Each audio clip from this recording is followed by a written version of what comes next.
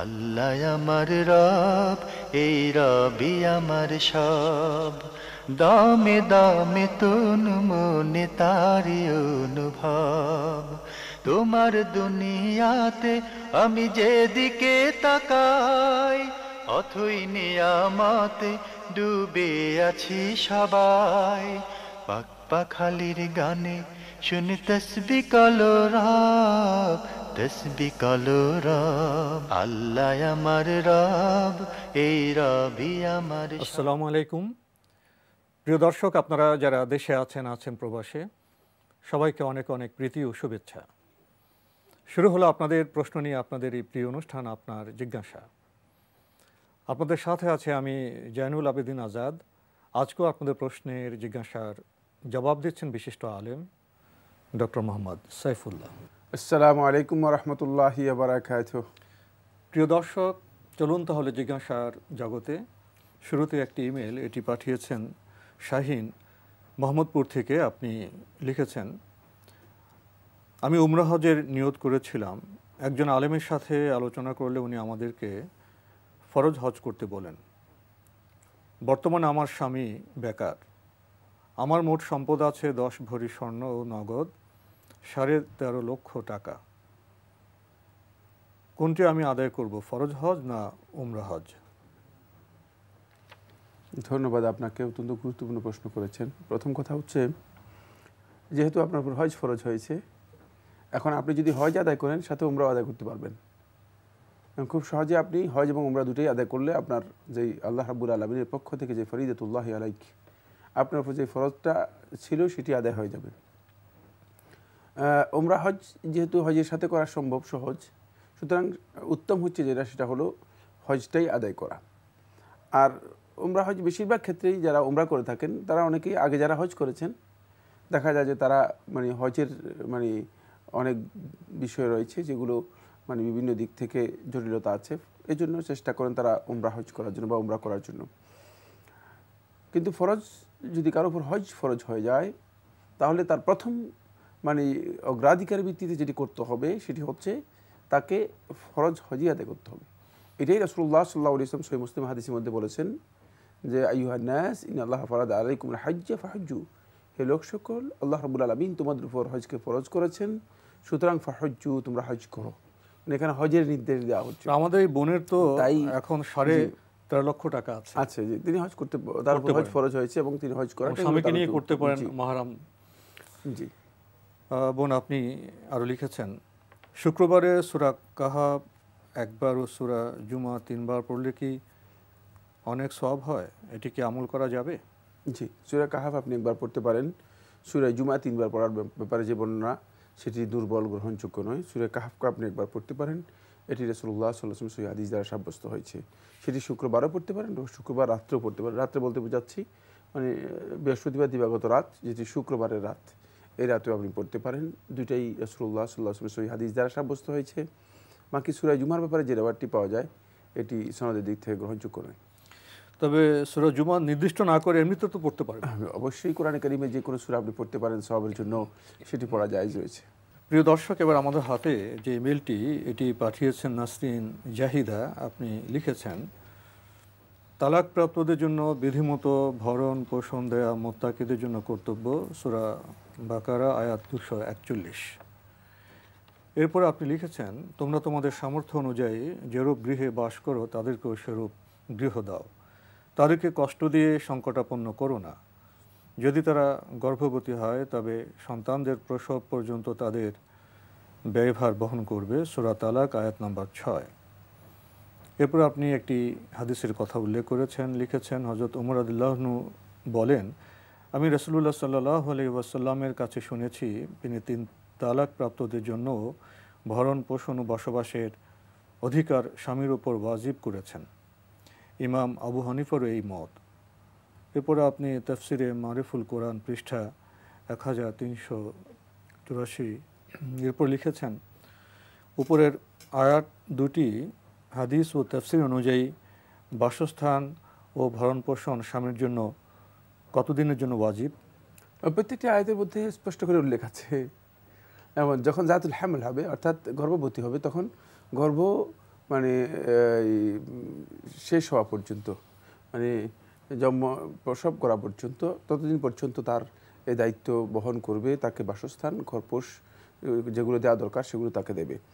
এটা হলো মানে গর্ভবতী যদি, আর গর্ভবতী যদি না হয়ে থাকে তাহলে ওই যে ইদ্যতের যে সময়টুকু রয়েছে সেই সময়টুকু সেটা হলো প্রায় 3 মাস, মানে তালাক প্রাপ্তা তারা 3 মাস প্রায় এই সময়টুকু তারা মানে ভরণ পোষণ পাবেন, এবং তাদেরকে থাকার ব্যবস্থা এটি কিন্তু স্বামীর জিম্মার মধ্যে থাকবে। কারণ মানে এই সময়টুকু মানে ইসলাম তাকে মানে অত্যন্ত মানে গুরুত্বপূর্ণ একটি বিষয় তাকে এখানে স্টপ করেছে, মানে এই ইদ্যতটুকু পালন করতে বলা হয়েছে নির্ধারিত একটি সময়। আর সেটা হচ্ছে সময়টা কত মাস হয়? পিরিয়ড, মানে প্রায় 3 মাস, 3টি পিরিয়ড। আবার পিরিয়ডটা অনেক সময় দেখা যায় যে কমও হতে পারে, কম বেশি হতে পারে। কম হতে পারে, যেমন যাকে মনে করেন পিরিয়ডের একদিন আগে তাকে তালাক দেওয়া হয়েছে, মানে এরপর পিরিয়ড হয়ে গেছে, তাহলে তো সেখানে আর 1 মাস সময় পায়নি সে, ফলে দেখা যায় পরবর্তী সময় সেটা মানে 2 মাস সময় হবে, কম হয়। তো সেটা হিসাব করবে মূলত মানে 3 মাস আমরা বলছি, এটা হচ্ছে আনুমানিক একটি বক্তব্য, কিন্তু মূল কথা হচ্ছে যেটা সেটা হলো 3 পিরিয়ড সময়, এটাই হচ্ছে মূলত ইদ্যতের সময়। আপনি আরও লিখেছেন, মুসলিম সমাজে তালাক দেবার মতো পরিস্থিতি, দেবার নিয়ম ও পরবর্তী করণীয় সম্বন্ধে পবিত্র কোরআনে পরিষ্কার নির্দেশ দেওয়া আছে, কিন্তু দেখা যায় যে কিছু কিছু মুসলিম দেশ বাদে সর্বত্রই এই কাজটি অধিকাংশ সময় খামখেয়ালিভাবে করা হয়। সবচেয়ে বড় মুসিবত হয় যখন পাশ্চাত্যে কোনো দেশে কেউ স্ত্রীকে তালাক দেয়। পাশ্চাত্য দেশগুলি অভিবাসীদের জন্য শরিয়া অনুযায়ী তৈরি বিবাহের দলিল গ্রহণ করলেও তালাকনামা গ্রহণ করে না। তাদের তালাক দেবার ধরন ভিন্ন হওয়ায় অধিকাংশ সময় স্ত্রী এটার বক্তব্য নিয়মধারা বুঝতে পারে না। কাজেই এসব দেশের নিয়ম অনুযায়ী তালাক হয়ে যায়। এ সম্বন্ধে কোনো আলেম বা প্রতিষ্ঠানের কাছে জিজ্ঞাসা করেও কোনো সদুত্তর পাওয়া যায় না। বক্তব্য বুঝতে না পারার কারণগুলো হচ্ছে মূলত ইংরেজি ভাষায় অদক্ষতা ও নোটিশে ব্যবহৃত ভাষা আইনের ভাষা হওয়া। আবার অনেকে মনে করেন যেহেতু এখানে কোরআনের নির্দেশ অনুযায়ী 3 বারে তালাক দেওয়া হয়নি, তাই এটা তালাক হতে পারে না। যখন তাদেরকে কেউ বলে যে তালাক তো হয়ে গেছে, তখন কান্নাকাটি করা ছাড়া আর কোনো উপায় থাকে না। আমি মনে করি তালাক মুসলিম সমাজ ব্যবস্থায় একটি অন্যতম বিধান, কিন্তু অবস্থাদৃষ্ট মনে হয় যেন এই সম্পর্কে আমাদের মধ্যে খুব কম লোকই পরিষ্কার কিছু জানে। এই ব্যাপারে কি একটু বিস্তারিত আলোচনা করবেন? প্রশ্ন তো আসেনি, তিনি কিছু কথা বক্তব্য দিয়েছেন, বিস্তারিত আলোচনা করার মানে এই বিষয়ে আলোচনা করার কোনো সুযোগ আমাদের কাছে নেই, কারণ সুনির্দিষ্ট কোনো প্রশ্ন আসলে হয়তো আমরা উত্তর দিতে পারতাম, কারণ এটা একটা দীর্ঘ আলোচ্য বিষয়। যে পাশ্চাত্য অভিবাসীদের প্রসঙ্গটা তুলেছেন, যেটা বলেছেন আর কি, সেটা আইন একরকম। জি, এই জন্য বিষয়টি আসলে কোনো প্রশ্ন আসেনি, সুনির্দিষ্ট প্রশ্ন আসলে আমরা হয়তো সে বিষয়ে দৃষ্টি আকর্ষণ করতে পারতাম। কিছু দৃষ্টি আকর্ষণ করেছেন তিনি, সেটা আমরা বুঝতে পেরেছি। তবে কোনো সন্দেহ নেই, তালাক যে একটা গুরুত্বপূর্ণ বিষয় এই ব্যাপারে কোনো সন্দেহ নেই, যেহেতু তালাক মূলত ইসলামের অত্যন্ত গুরুত্বপূর্ণ একটি বিধান, যার মাধ্যমে মানে স্বামী স্ত্রী একটি পারিবারিক যে সম্পর্ক, দাম্পত্য যে সম্পর্ক, এই সম্পর্কের বিচ্ছেদ ঘটানো হয় থাকে, এটি নিঃসন্দেহে একটি গুরুত্বপূর্ণ বিধান। কিন্তু এটাকে ইসলাম যেভাবে বলেছে সেভাবেই হতে হবে, সেখানে পাশ্চাত্য অপাশ্চাত্য মানে কোনো দেশের সেখানে বিধান মুসলিমরা গ্রহণ করবে না, যারা ইসলাম গ্রহণ করেছে তারা গ্রহণ করবে না, বরং মানে ইসলাম যে দৃষ্টিভঙ্গি দিয়েছে সেই দৃষ্টিভঙ্গি যা গ্রহণ করবে। কোনো রাষ্ট্রীয় বিধানে যদি কোনো ধরনের মানে এই সাংঘর্ষিক কোনো বক্তব্য থাকে, সে সাংঘর্ষিক বক্তব্যকে কীভাবে একজন মুসলিম সেটাকে মানে অনুসরণ করবে, সেটা সুনির্দিষ্টভাবে ওই বিষয়টি একজন যোগ্য আলেমের কাছে জিজ্ঞেস করে জেনে নিতে হবে, তার প্রচেষ্টা অব্যাহত থাকতে হবে, কিন্তু সে ইসলামকে অনুসরণ করতে হবে, অন্যথায় তার এই বিধান মানে তৈরি করা বিধান দিয়ে কাজ হবে না। মানুষের মানে ম্যান মেড যে সমস্ত বিধান আছে সেগুলোর সাথে মূলত আল্লাহর বিধান যদি সাংঘর্ষিক হয়ে থাকে, ওয়াজিব হচ্ছে মুসলিম ব্যক্তির জন্য আল্লাহর বিধানকেই প্রাধান্য দেবে। পাশ্চাত্য তো অনেক দূরের বিষয়, আমরা আমাদের দেশে আমাদের আশেপাশের সমাজে আমরা কি তালাকের বিধানগুলো ঠিকভাবে জানি?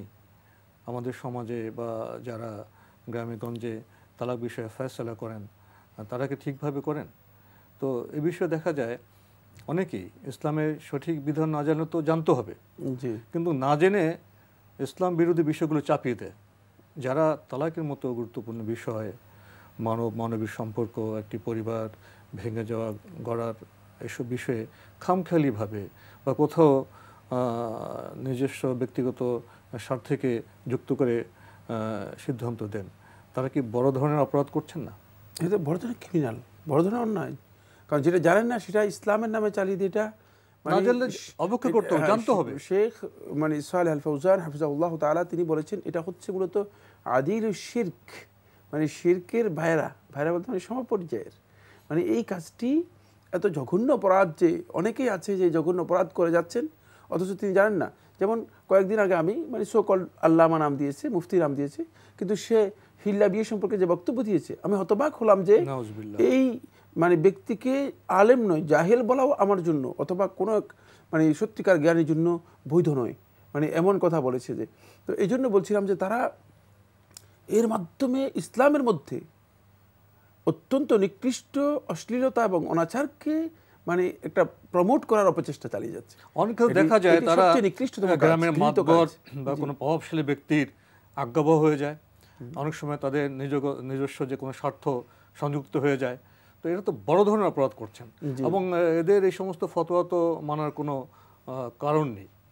আমি মনে করি যে ফতোয়া যারা দিচ্ছেন না জেনে আন্দাজ অনুমানের উপর তারা তো গুনাহগার হচ্ছেনই, উপরন্তু সমাজের প্রত্যেকটি সভ্যের প্রত্যেকটি মুসলিম ব্যক্তির জন্য দায়িত্ব হচ্ছে তিনি আসলেই যারা ইলম রাখেন এই বিষয় সম্পর্কে যাদের কাছে সত্যিকার তথ্য রয়েছে তাদের কাছ থেকে জ্ঞান নেওয়া এবং তাদের কাছ থেকে বিষয়গুলো জানার চেষ্টা করা। আল্লাহ আমার রব, এই রবি আমার সব। আল্লাহ আমার রব, এই রবি আমার সব। প্রিয় দর্শক, বিরতির পর আমরা আবার ফিরে এলাম আপনার জিজ্ঞাসায়। বিরতির আগে আমরা তালাক প্রসঙ্গে কথা বলছিলাম। তালাক তো ইসলামের একটি বিধান, নর নারীকে সমস্যা মুক্ত হয়ে আবার নতুন করে জীবনযাপনের একটি চমৎকার বিধান। আমরা জানি আমাদের যে মা বোনেরা আছেন তারা ধর্মপ্রাণ, অথচ লক্ষ্য করা যায় আমাদের সমাজে এ তালাককে কেন্দ্র করে নারীদের নিগ্রহ করা হয়। অনেকে দেখা যায় তালাকের বিষয়টিকে হাতের হিসেবে ব্যবহার করেন। তো এই ক্ষেত্রে তো বোধহয় যারা আমাদের সমাজের অগ্রসর ব্যক্তিরা আছেন, যারা আলেম আছেন, তাদের তো সঠিক ভূমিকা পালন প্রয়োজন, বার্তা পৌঁছে দেওয়া প্রয়োজন। খুব সুন্দর, আলেমদের দায়িত্ব মানুষদেরকে সচেতন করা। যেমন তালাকের বিষয় সম্পর্কে আমাদের লোকেরা জানে না, তেমন বিয়ের যে সমস্ত বিধিবিধান আছে সেগুলো সম্পর্কে কিছু জানা নেই। উপরন্তু মানে এগুলো তো পরের মাসআলা, মানে মৌলিক ইবাদত সালাত সম্পর্কে অনেকে জানা নেই। ফলে মানে এই বিষয়গুলো আসলেই মানে আমরা মানে শুধুমাত্র যেহেতু ট্রেডিশনাল মুসলিম, মানে জন্মগতভাবে মুসলিম, মানে কি কারণে আমি মুসলিম হলাম এবং মুসলিম হওয়াটা আমার কি করণীয়, এই বিষয়গুলো সম্পর্কে জানা নেই। ফলে মূলত মানে আপনি দেখতে পাবেন যে কিভাবে বিয়ে করতেছে আর কিভাবে তালাক দিচ্ছে। মানে বিভিন্ন সময় আমরা যখন লোকদের সাথে বিভিন্ন মাসআলা নিয়ে মানে মানুষ যখন জিজ্ঞেস করে তখন হতবাক হতে হয় যে আসলেই মানে এই বিষয় সম্পর্কে কোনো ধরনের তথ্য, কোনো ধরনের জ্ঞান, কোনো ধরনের জিজ্ঞাসা কোনো কিছুই তারা মানে করে নেই, তাদের আন্দাজ অনুমানের উপর চলছে। শুধুমাত্র গতানুগতিক ট্রেডিশনকে সামনে রেখেই বিবাহ একটা ট্রেডিশন হয়ে গিয়েছে। তালাকও ঠিক এমনিভাবে একটা ট্রেডিশন, অথবা আপনি যেটা বলছেন মানে এটা এখন মানে একটা জুলমের একটা মানে বাহন হিসেবে ব্যবহার করা হচ্ছে। এই জন্য এই বিষয়গুলো সচেতন করা যাদের দায়িত্ব, আসলে তারা তো দায়িত্ব পালন করবেনই, পরন্তু প্রত্যেক মুসলিম ব্যক্তিও কিন্তু তার দায়িত্ব রয়েছে। সে তো মানে আপনি যদিও মানে এই শব্দটা মানে শুনতে সুন্দর লাগে না, মানে সে তো শুধুমাত্র একজন প্রাণী নয়, মানে সে মানুষ, আল্লাহর বান্দা, এবং যেই প্রাণীর মানে নিজের মনের ইচ্ছা রয়েছে, যে ইচ্ছাটুকু সেই মানে পূরণ করতে চায় এবং আল্লাহর বিধানের অধীনস্থ একজন আল্লাহর গোলাম। তাই এই যে আল্লাহ রাব্বুল আলামিনের গোলামির বিষয়টি সে কি আসলে সত্যিকারভাবে বাস্তবায়ন করতে পারছে কি পারছে না এটা নিশ্চিত হবে যখন সেইগুলো জানবে। কিন্তু দেখা গেল যে তালাক মানে কতক্ষণ, এবং আমাদের কাছে তো অনেক সময় আসে যে একসাথে 1 লক্ষ তালাক দিয়ে দিচ্ছে, তারপরে মানে যাই খুশি তাই বলতেছে। এগুলো আসলে সত্যিকার অর্থে ইসলামের সাথে কোনো সম্পর্ক নেই। মূলত আমরা ইসলামের নামে এই ধরনের কাজ করে যাচ্ছি, যেহেতু আমরা ইসলাম সম্পর্কে জানি না। দর্শক, এবার আমাদের হাতে একটি ইমেল, এটি পাঠিয়েছেন সাকিব শাহাদাত। লিখেছেন, in Bangladesh if one invests money in সঞ্চয়পত্র, he or she gets income tax rebate of 15,000 taka for every 1 lakh taka invested. Is this rebate riba? অবশ্যই রিবা হবে, এটা তো সুদের ভিত্তিতেই লেনদেনটা হচ্ছে। পুরা লেনদেনটা সুদের ভিত্তিতে হচ্ছে, এরপরেও আবার প্রশ্নের মানে কোনো সুযোগ নেই যে মানে এটা কি রিবা হবে কিনা। এটা তো রিবায়ের মানে মূল বিষয়টা যদি আপনার সুদের সাথে সংশ্লিষ্ট হয়ে যায়, তা শাখা প্রশাখা যা আসবে সবই সেটা সম্পৃক্ত এবং সব কাজই মূলত ইসলামের অবৈধ হয়ে যাবে, দৃষ্টিভঙ্গিতে হালাল নয়, হারাম। এবার আমাদের হাতে আরও একটি ইমেল, এটি পাঠিয়েছেন কামরুল হাসান ওমান থেকে। আপনি লিখেছেন, ইসলামের দৃষ্টিতে বিজনেস করার জন্য লাভের কি কোনো লিমিট আছে, নাকি যত খুশি লাভ করা যাবে? অনেক সময় দেখা যায় পণ্যের চাহিদা বেশি কিন্তু সাপ্লাই কম, তখন ব্যবসায়ীরা দাম বাড়িয়ে দেয়, এটা কি ঠিক?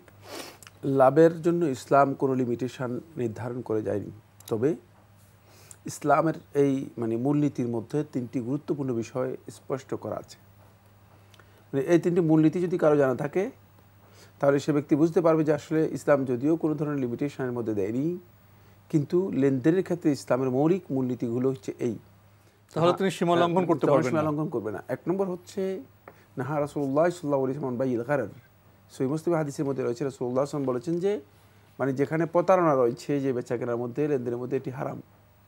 সুতরাং যদি আপনার মানে এই কাজের মধ্যে প্রতারণা আপনার মানে মনে হয় যে প্রতারণা আছে, ডিমান্ড এবং সাপ্লাইয়ের মধ্যে, হ্যাঁ সাপ্লাইয়ের মধ্যে যদি প্রতারণা থাকে, তাহলে বুঝতে হবে যে আপনি হারামের মধ্যে পড়ে যাচ্ছেন।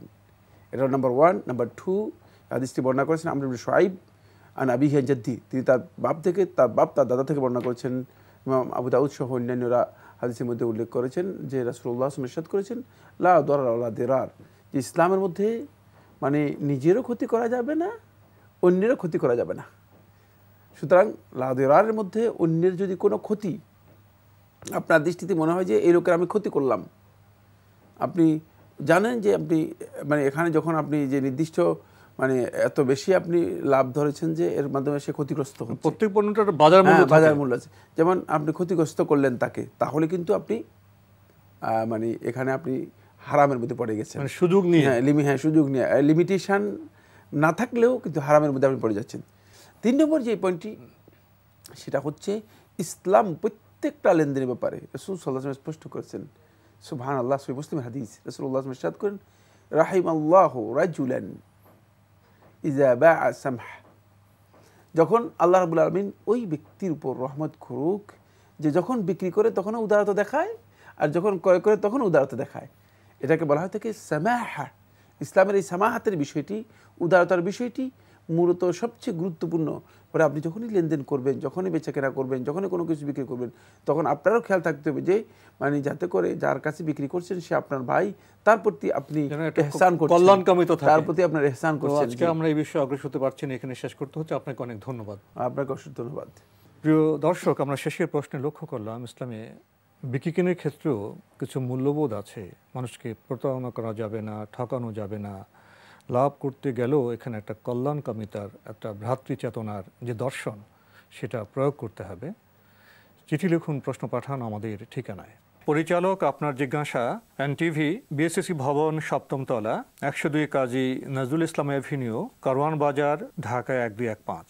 আপনারা ইমেলও করতে পারেন। আমাদের ইমেল অ্যাড্রেস আপনার জিজ্ঞাসা @ntvbd.com। প্রিয় দর্শক, আপনারা আমাদের অনুষ্ঠানে এনটিভি অনলাইনেও দেখতে পারবেন। ভিজিট করুন www.ntvbd.com। দর্শক, আপনারা সবাই নিরাপদে থাকুন, থাকুন শান্তিতে। আসসালামু আলাইকুম। আমার রব, এই রবি আমার সব, দামে দামে তুন মনে তারি অনুভব। তোমার দুনিয়াতে আমি যেদিকে তাকাই, অথই নিয়ামতে ডুবে আছি সবাই। পাক পাখালির গানে শুনি তসবিহ কলরা।